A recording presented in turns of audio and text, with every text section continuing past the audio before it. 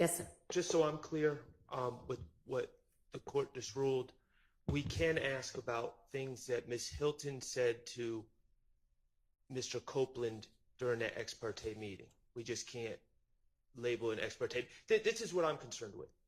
There's a lot of confusion and I think misunderstanding of this immunity. I understand the order that was granting him use and derivative use immunity. However, Ms. Hilton articulated to Mr. Copeland in chambers much more than that. For instance, my understanding of law, and Your Honor, I know that you've dealt with these issues more than me, the statute of limitations is not what we normally think it to be. It's not from the date of the offense. It's told if there's no evidence of who committed the offense. Mm-hmm. That's one, the perpetrator has to be known. So Ms. Hilton said, for instance, we'll use the barbershop shooting. Ms. Hilton said, oh, all this stuff is older than 4 years, so you can never be prosecuted. He could be prosecuted for the barbershop shooting. But here's the thing. They would just have to put a tolling provision. That's not relevant either, because it is not the fact that the statute of limitations may or may not have run that prevents the state from prosecuting him for something he wants to get on the stand and confess to. It is the grant of immunity that prevents that. So regardless of the correctness or incorrectness of statute of limitations comments, they cannot use anything he gets on the stand and confesses to because they granted him immunity, or the court has granted him immunity. But in my mind, here's the difference.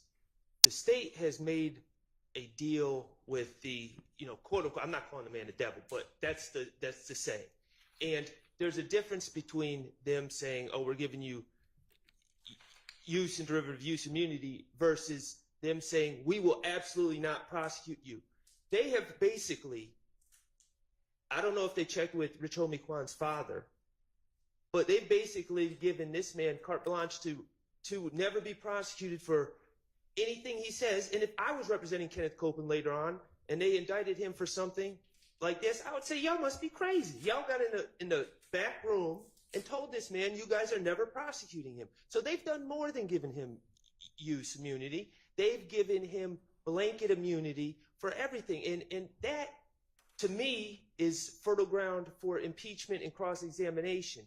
And I think the jury needs to know they want Jeffrey Williams, they want Shannon Stillwell, they want these people so bad that they gave Mr. Copeland just full reign to run around Atlanta, do all these things, and as long as you get up on the stand, we're never going to prosecute you. And I think that's relevant.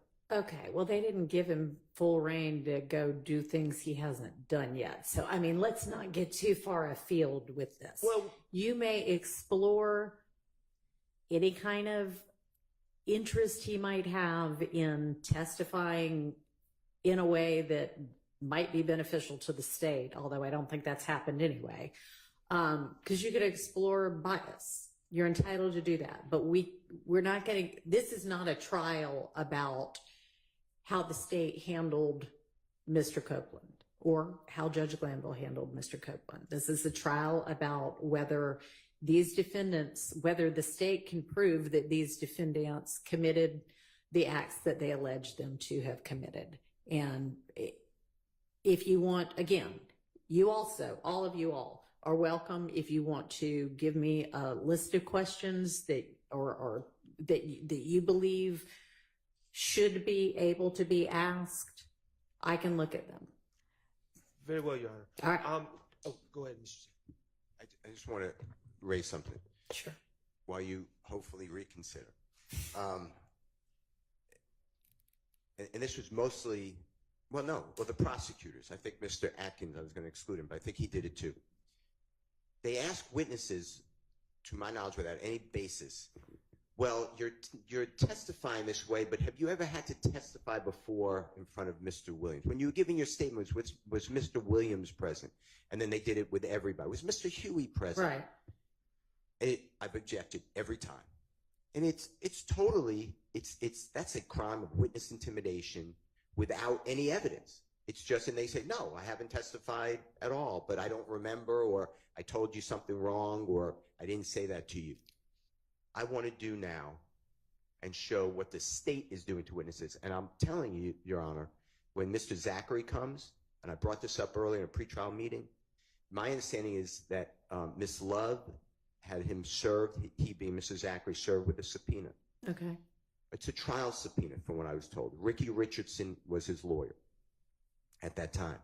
Ms. Love ordered Mr. Zachary the day before to drive from Augusta, Georgia, miss his job, to her office because she said if he doesn't come, Judge Glanville will lock him up. There was no trial going on. This in 2023, we were doing jury selection. I heard about that, so I raised it to Judge Glanville. This is abuse of power. You don't order somebody to come to your office with the hammer of the judge going to lock you up. Judge Glanville said, put on your evidence. He gave me an opportunity. Everybody said they didn't want to testify, so I didn't call anybody. Ricky Richards, I didn't call anybody, so I forfeited the motion. But my point is to say that, somehow there's witness intimidation from Mr. Williams et al. I want to show what's really going on, and that ex parte meeting helps illustrate it. I will also ask Mr. Zachary, because I'm confident he'll know. It was not attorney-client privilege because it didn't just come from Mr. Richardson. He told me you can also speak with Mr. Zachary with Mr. Richardson, and he'll tell you the same. That's all we spoke about, coming to court. And he did come to the courthouse. I'm told that his father met him there, too. This could be wrong because I'm not there. And then his father said, the law, there's no trial going on, my son's leaving. So that's there was no conversation. Okay. But my point is, this is not an isolated incident, and I'd like you to just allow the truth to flow. I'm not going to hurt Judge Glanville. I'm just going to state what was said. That's it. And it's really the impact, like you said, on Mr. Copeland. All right. Thank you. Sure. Do you want to wait and see what Mr. Weinstein has to say first? Okay. Briefly, Your Honor. The discussion this morning came up about Mr. Copeland being deprived of food and water at Rice Street, as well as conditions, other issues that happened at Rice Street between June 7th and June 10th. And I believe the court said, I may have misunderstood you, that several attorneys filed motions regarding the coercion in the chambers. Perhaps this is something that we should have brought up. I was completely unaware that happened. Well, it's not, I'm sorry to interrupt, but I'm not sure it did happen. He has some reason he thinks it may have happened. Okay. He Mr. Steele, but okay. So I did not learn of this possibly happening then, let's put it that way, until I saw Mr. Copeland on social media this week.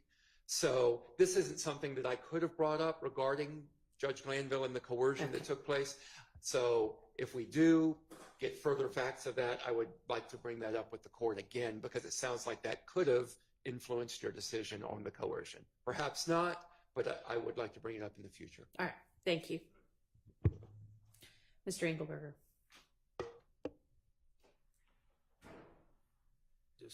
Yes, Judge. I'm a little late to the party, obviously. When we're talking about privileged communications, I understand there may have been a hearing about what was said to or discussed between him and his other lawyer, but as it relates to any communications between my client and I as of August